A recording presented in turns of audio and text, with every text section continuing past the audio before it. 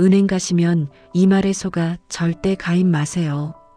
은행원이 절대 말해주지 않는 시니어 노후자금 파괴 상품의 정체. 안녕하십니까? 100세 인생 이야기입니다. 평생을 성실하게 일하며 한 푼 두 푼 아껴 모은 돈, 우리 어르신들에게는 단순한 숫자가 아니라 자식들을 키워낸 땀방울이자 굳은 세월을 견뎌낸 인내의 잔표이며 남은 인생을 기댈 수 있는 마지막 보루일 것입니다. 그리고 우리는 그 소중한 돈을 가장 안전하다고 믿는 곳, 바로 은행에 맡겨두곤 합니다. 깔끔한 유니폼을 입은 직원이 건네는 따뜻한 미소와 전문적인 설명 앞에서 우리는 역시 은행이 최고야라며 마음 깊이 안도감을 느낍니다. 그런데 만약 우리가 가장 굳건히 믿고 있는 그 은행, 창구에서 우리의 마지막 보루를 송두리째 무너뜨릴 수 있는 숨겨진 함정을 권하고 있다면 어떻게 하시겠습니까? 어르신, 요즘 예금 금리가 너무 낮아서 돈 모으는 재미가 없으시죠? 이 상품은 원금도 거의 안전하면서 예금보다 수익률이 두세 배는 나오는 아주 좋은 상품입니다. 많은 분들이 하고 계세요. 이처럼 달콤한 말과 함께 내밀어진 서류 한 장이 사실은 우리의 노후를 벼랑 끝으로 내몰 수 있는 위험천만한 계약서일 수 있다는 사실을 생각해 보신 적 있으십니까? 많은 어르신들이 안전을 최우선으로 생각하기에 오히려 은행 전문가의 권유에 더 쉽게 마음의 문을 엽니다. 하지만 우리는 반드시 기억해야 합니다.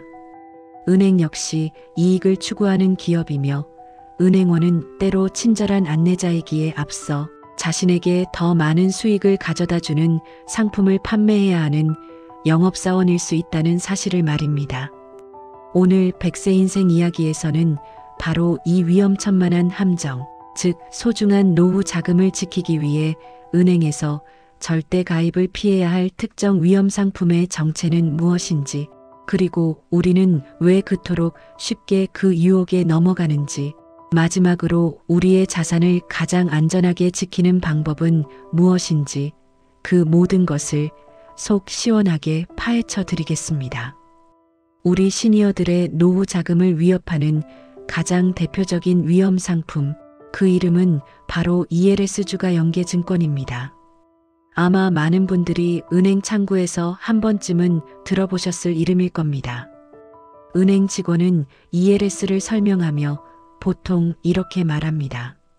이 상품은 특정 주가 지수 예를 들어 한국이나 미국의 주식, 시장 지수가 지금보다 50% 밑으로만 떨어지지 않으면 약속된 연 57%의 높은 이자를 드리는 상품입니다. 지난 10년간 주가 지수가 반토막 난 적은 거의 없으니 사실상 원금 손실 위험은 거의 없다고 보셔도 됩니다. 이 말을 들으면 어떻습니까? 주식이라는 말에 조금 불안하긴 하지만 반토막만 안 나면 된다는 조건과 연 5%라는 높은 수익률에 귀가 솔깃해집니다. 고작 23% 남짓한 예금 금리에 비하면 거의 2배에 가까운 수익이기 때문입니다. 하지만 바로 여기에 ELS의 가장 무서운 함정이 숨어 있습니다. 바로 조건부 원금 보장이라는 말의 의미입니다. 반토막만 안 나면이라는 조건이 지켜질 때는 수익을 얻는 게임이지만 만약 단 한 번이라도 그 조건이 깨지는 순간 이 상품은 우리의 원금을 순식간에 갉아먹는 괴물로 돌변합니다. 예를 들어보겠습니다.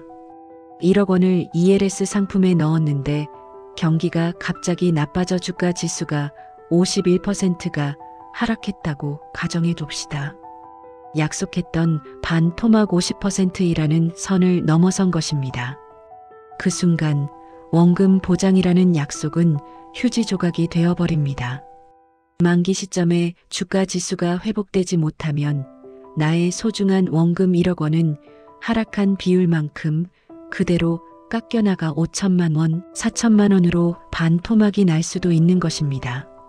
평생 모은 돈의 절반이 순식간에 공중으로 사라져버리는 끔찍한 일이 실제로 일어날 수 있다는 뜻입니다.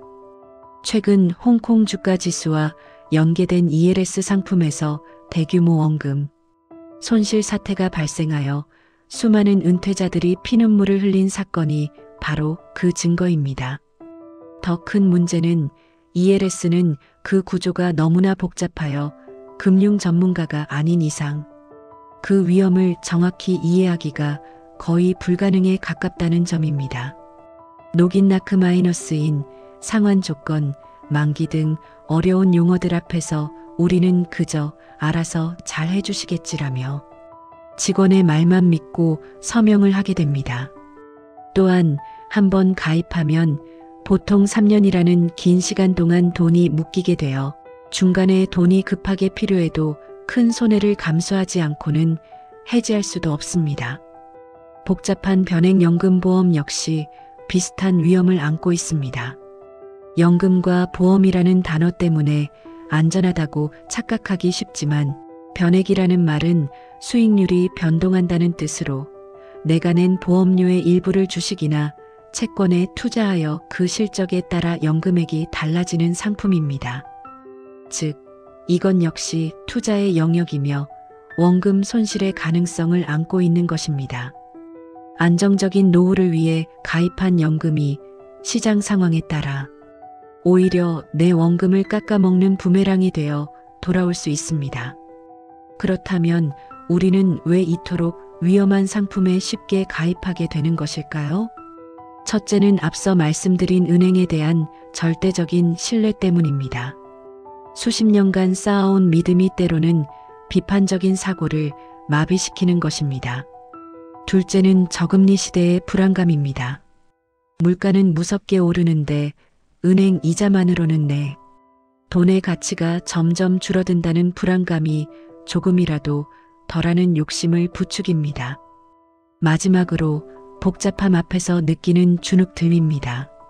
직원의 설명을 이해하지 못해도 무식해 보일까봐 혹은 창피해서 질문하지 못하고 그냥 네 하고 고개를 끄덕이다가 돌이킬 수 없는 선택을 하게 되는 것입니다. 그렇다면 우리의 피 같은 노후 자금을 지키기 위한 가장 현명한 방법은 무엇일까요? 해답은 의외로 아주 간단하고 명료합니다. 그것은 바로 내가 완벽하게 이해하지 못하는 상품에는 단 1원도 투자하지 않는다는 철칙을 세우는 것입니다. 수익률이 아무리 높아 보여도 그 원리를 내가 남에게 설명할 수 있을 정도로 명확하게 이해하지 못했다면 그것은 나를 위한 상품이 아닙니다. 은행에 가셨을 때 다음의 안전자산들을 중심으로 상담을 받으십시오. 첫째, 예금과 적금입니다.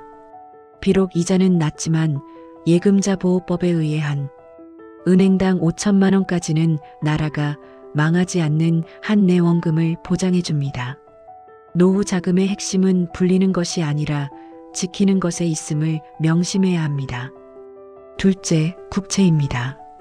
이것은 내가 대한민국이라는 국가에 돈을 빌려주는 것으로 현존하는 가장 안전한 금융상품 중 하나입니다. 은행 직원이 높은 수익률을 내세우며 복잡한 상품을 권한다면 이렇게 한번 해보십시오. 서류를 받은 뒤 그 자리에서 서명하지 마시고 집에 가서 자식들이랑 한번 상의해보고 다시 오겠습니다라고 말하는 용기가 필요합니다. 그리고 그 상품 설명서를 집에 가져와 꼼꼼히 읽어보고 자녀들이나 믿을 만한 사람에게 반드시 물어보는 과정을 거쳐야 합니다. 조급하게 결정할 필요는 전혀 없습니다. 좋은 상품은 오늘만 팔고 사라지지 않습니다. 오히려 나를 재촉하는 상품일수록 위험할 가능성이 높다는 것을 기억하십시오.